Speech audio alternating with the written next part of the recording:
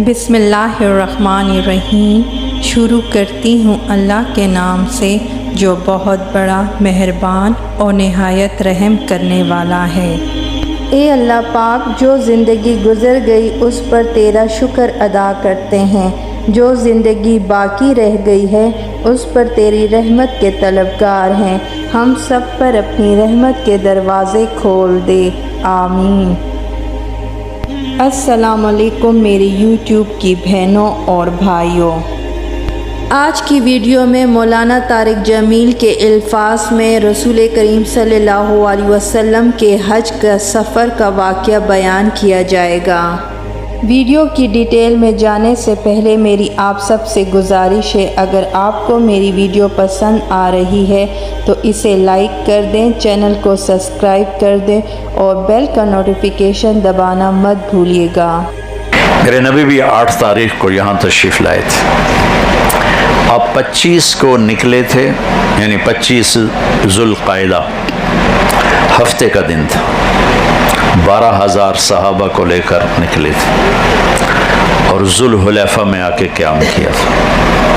फिर 26 ज़ुल्क़ाइदा को आप वहाँ से चले और मलल और रोहा और अर्ज और आथाया और अबवा और उस्फान और मर्रज़ारान और मक्का, ये आपका रूट था जो मैंने अभी नाम गिनवाए। इनसे होते हुए आप 4 की रात को, इतवार को चले, इतवार की रात को आप मक्का पहुँचे। इतवार की सुबह आपने जाके तवाफ़ किया, उम्रा किया, तवाफ़ और सई।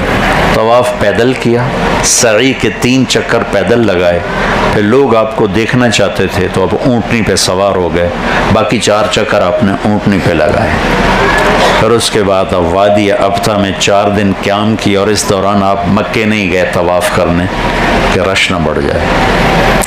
और फिर 8 तारीख को अब मिना आ गया। मैंने आपको ऐसे ब्रीफ करके बताया। 9 को फिर आप अरफा पहुँचे अपनी ऊँटनी कस्वा पर, और फिर वहाँ जाकर आपने पानी बहाया, गुस्ल किया, गर्मी थी। फिर बिलाल से पूछा ज़वाल हो गया का? जी हो गया। तो फिर आपने ऊँटनी पर बैठ के खुतबा दिया। 10 मिनट की बात की आपने टोटल, या 15 मिनट लगा लें। और उस खुतबे में सारे हुकूक़ुल इबाद बयान किए, हुकूक़ुल्लाह को बयान नहीं किया। जो चीज़ ज़्यादा तबाह होनी थी उसको बयान की। और फिर ज़ोहर असर इकट्ठी पढ़ाई और जबल रहमत जिसे कहते हैं वहाँ जाके दुआ में लगी। कितनी देर थी ये दुआ? 5 घंटे। 5 घंटे, कभी यूँ कभी यूँ, कभी यूँ कभी यूँ, 5 घंटे। कुछ नहीं खाया पिया सिवाय 1 प्याला दूध की, बस। फिर मगरिब के बाद वहाँ से चले, उसामा को पीछे बिठाया, रास्ते में एक जगह इस्तिंजा किया, वज़ू किया। फिर मुज़दलिफ़ा जाके दोबारा वज़ू किया और मगरिब और इशा की नमाज़ पढ़ी। फिर वहाँ सामान रखवाया और वहाँ आप सो गए। मैं कुर्बान जाऊँ, आपने ज़िंदगी में पहली दफ़ा तहज्जुद नहीं पढ़ी मुज़दलिफ़ा की रात। वितर भी पढ़े कि नहीं पढ़े आज तक किसी किताब में हवाला नहीं मिला। मैं तो खैर तालिब इल्म सा हूँ। एक बहुत बड़े आलम थे शेख अतिया सालिम, मस्जिद नबवी में सबसे बड़ा उनका दर्स का हल्का होता था।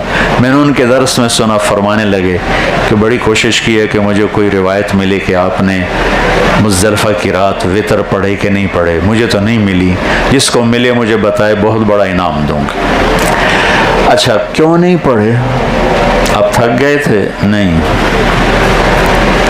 आपने उम्मत को सहूलत देने के लिए तहज्जुद नहीं पढ़ी कि मेरे जैसे जो मुज़दलिफ़ा में जाए उन्होंने तक नमाज़ इशा पढ़नी औखी है, तहज्जुद कितने पढ़ूं? और वैसे ही बेचारे सीधे साधे लोग भटके होते हैं। एक हमारे ज़िम्मेदार दोस्त हज पे आए तो अपनी बेगम और बेटी को बिठा कर गए मुज़दलिफ़ा और निशानी लगाते गए, इत्थों ही जाना, टॉयलेट गए। और वहाँ लाइन लगी हुई थी, देर हो गई। जब वापस आए तो बसें तो सारी उनकी वो निशानियाँ गुम हो गई। सारी रात मुज़दलिफ़ा, कदी बेगम नूं सदे, कदी धी नूं सदे, ना बेगम लद्दी ना बेटी लद्दी। تو میں قربان جاؤں میرے نبی نے کیا کیا، اس رات تہجد جان بوجھ کے نہیں پڑھی کہ جب کمزور زمانہ آئے گا حجاج کا، جو تھک ہار کے پہنچیں گے بسوں کے ستائے ہوئے، تو وہ اگر تہجد نہیں بھی پڑھیں گے تو نبی کی سنت پہ عمل ہو جائے گا۔ سبحان اللہ۔ لیکن جس کو ہمت ہو وہ پڑھے بندگی کی رات، عبادت کی رات، لیکن میرے نبی نے نہیں پڑھا۔ پھر فجر کی نماز کے بعد آپ نے وقوف کیا، یعنی دعا مانگی، اور فضل بن عباس کو اپنے پیچھے بٹھایا اور آپ مینا میں آئے، اور بلال نے آپ کی اونٹنی کو پکڑا، اسامہ نے چادر کا سایہ کیا اور آپ نے 7 کنکر مارے۔ پھر پیچھے مڑ کے آپ نے دوبارہ اس خطبے کو دہرایا جو 9 تاریخ کو دیا تھا۔ پھر معمر بن عبداللہ کو بلا کے سر مڑایا۔ پھر آپ نے 63 اونٹوں کی قربانی کی اپنے ہاتھ سے، اپنی عمر کے مطابق کی، اور باقی 37 کی حضرت علی نے کی۔ اور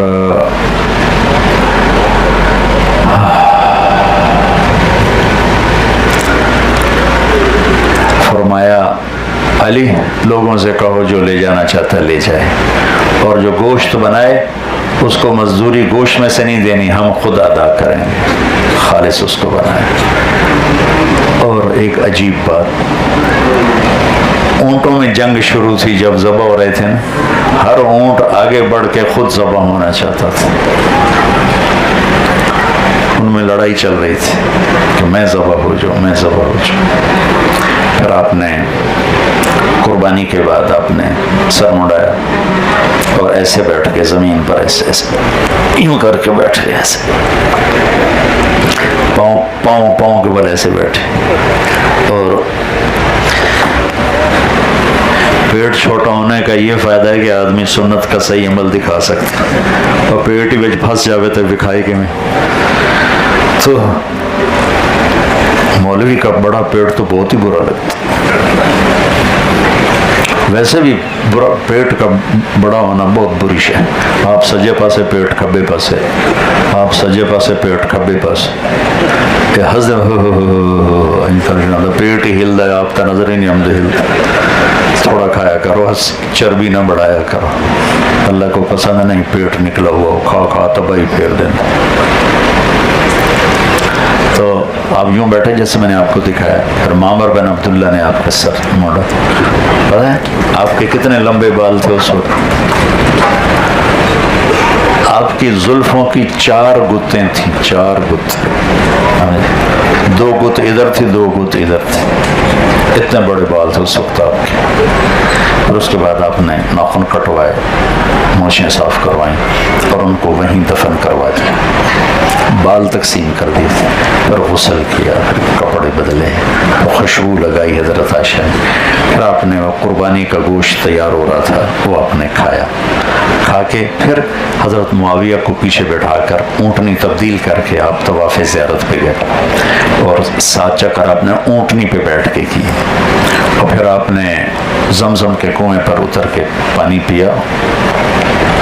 کھولو نہیں ارے کھولو نہیں، ایسے ڈول کو پکڑا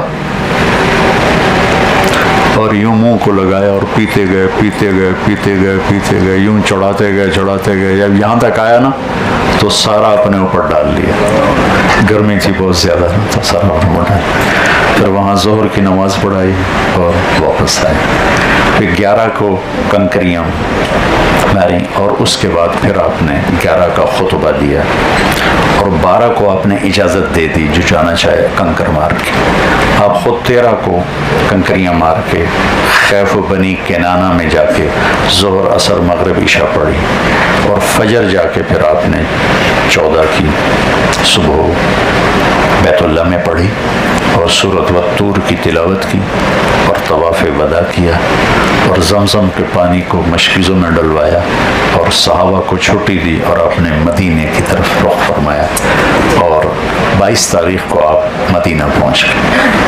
یہ ہے میرے نبی کا مختصر حج.